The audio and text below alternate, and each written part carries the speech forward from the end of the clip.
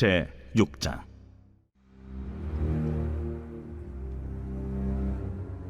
사람이 땅 위에 번성하기 시작할 때 그들에게서 딸들이 나니 하나님의 아들들이 사람의 딸들의 아름다움을 보고 자기들이 좋아하는 모든 여자를 아내로 삼는지라. 여호와께서 이르시되 나의 영이 영원히 사람과 함께 하지 아니하리니 이는 그들이 육신이 됨이라. 그러나 그들의 날은 120년이 되리라. 당시에 땅에는 네피림이 있었고 그 후에도 하나님의 아들들이 사람의 딸들에게로 들어와 자식을 낳았으니 그들은 용사라 고대의 명성이 있는 사람들이었더라. 여호와께서 사람의 죄악이 세상에 가득함과 그의 마음으로 생각하는 모든 계획이 항상 악할 뿐임을 보시고 땅 위에 사람 지으셨음을 한탄하사 마음에 근심하시고 내가 창조한 사람을 내가 지면에서 쓸어버리되 사람으로부터 가축과 기는 것과 공중의 새까지 그리하리니 이는 내가 그것들을 지었음을 한탄함이니라. 그러나 노아는 여호와께 은혜를 입었더라. 이것이 노아의 족본이라. 노아는 의인이요 당대의 완전한 자라. 그는 하나님과 동행하였으며 세 아들을 낳았으니 셈과 함과 야벳이라. 그때 온 땅이 하나님 앞에 부패하여 포악함이 땅에 가득한지라. 하나님이 보신즉 땅이 부패하였으니 이는 땅에서 모든 혈육 있는 자의 행위가 부패함이었더라. 하나님이 노아에게 이르시되 모든 혈육 있는 자의 포악함이 땅에 가득함으로 그 끝날이 내 앞에 이르렀으니 내가 그들을 땅과 함께 멸하리라. 너는 고페로 나무로 너를 위하여 방주를 만들되 그 안에 칸들을 막고 역청을 그 안팎에 칠하라. 내가 만들 방주는 이러하니 그 길이는 300규빗, 너비는 50규빗, 높이는 30규빗이라. 거기에 창을 내되 위에서부터 한 규빗에 내고 그문은 옆으로 내고 상중하 3층으로 할지니라. 내가 홍수를 땅에 일으켜 무릇 생명의 기운 있는 모든 육체를 천하에서 멸절하리니 땅에 있는 것들이 다 죽으리라. 그러나 노아는 내가 내 언약을 세우리니 너는 네 아들들과 네 아내와 네 며느리들과 함께 그 방주로 들어가고 혈육 있는 모든 생물을 너는 각기 암소 한 쌍씩 방주로 이끌어들여 너와 함께 생명을 보존하게 하되 새가 그 종류대로 가축이 그 종류대로 땅에 기는 모든 것이 그 종류대로 각기 둘씩 네게로 나아오리니 그 생명을 보존하게 하라. 너는 먹을 모든 양식을 네게로 가져다가 저축하라. 이것이 너와 그들의 먹을 것이 되리라. 노아가 그와 같이 하여 하나님이 자기에게 명하신 대로 다 준행하였더라.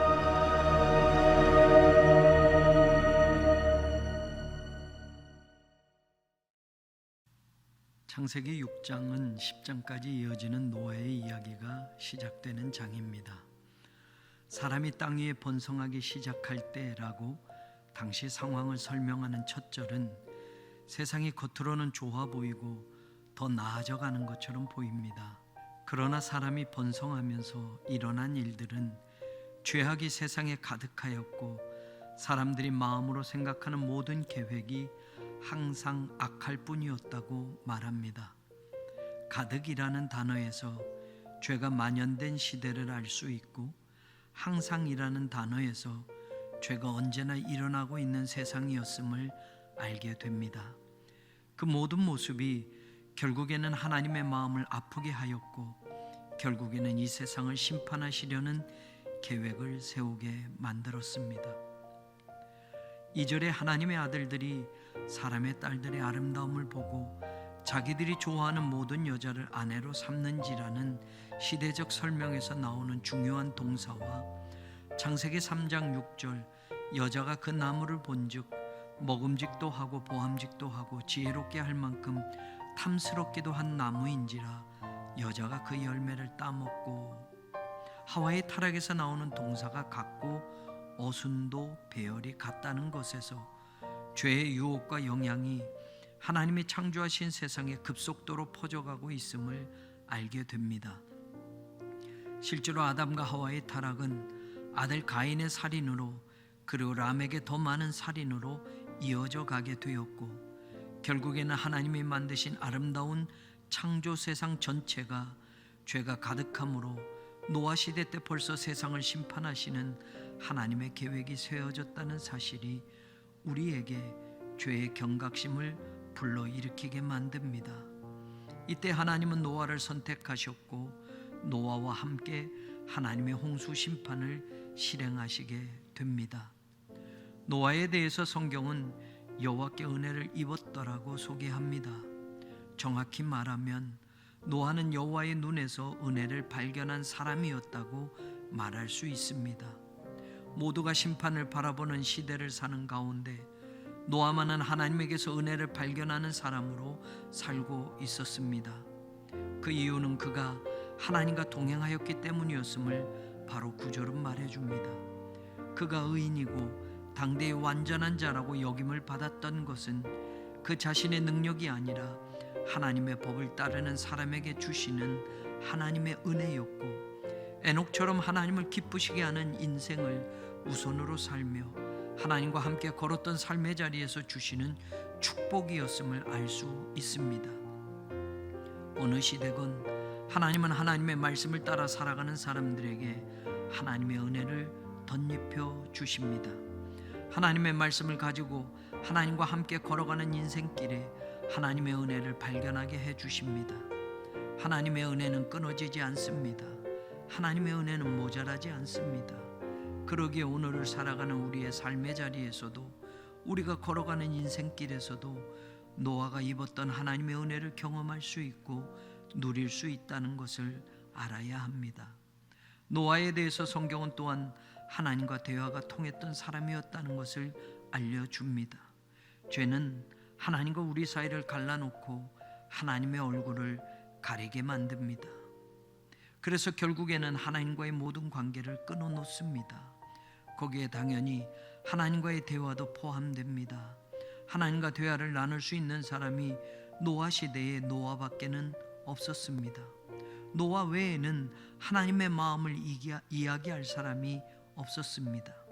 하나님의 말씀을 이해할 사람이 없었습니다. 그래서 하나님은 계속 노아에게 6장 13절, 7장 1절, 8장 15절 말씀하십니다.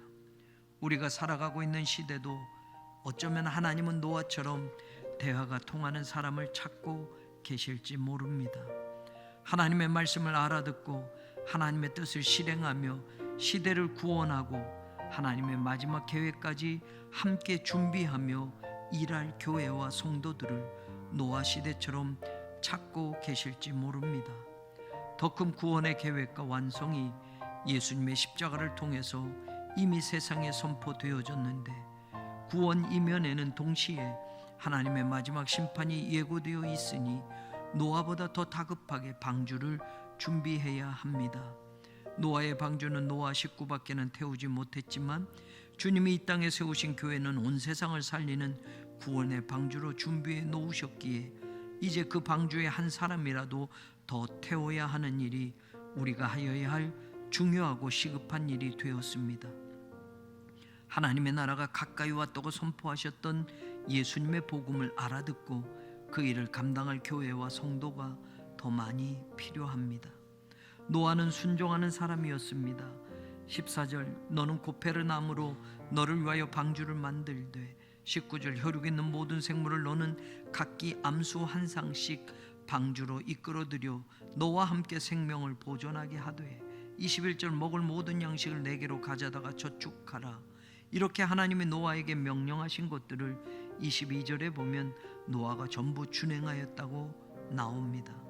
7장에서도 노아가 여호와께서 자기에게 명하신 대로 다 준행하였더라고 다시 노아의 순종에 대하여 말씀을 전해주고 있습니다. 하나님이 노아에게 만들라고 하신 방주에는 노도 없었고 돛도 없었습니다.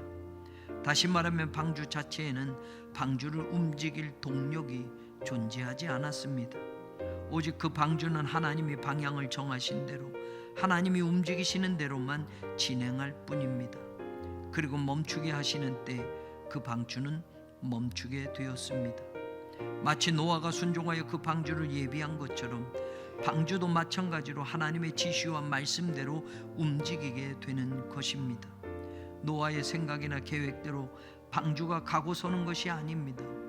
예수님의 십자가의 능력과 은혜로 구원받은 성도들과 그 공동체인 교회도 마찬가지입니다.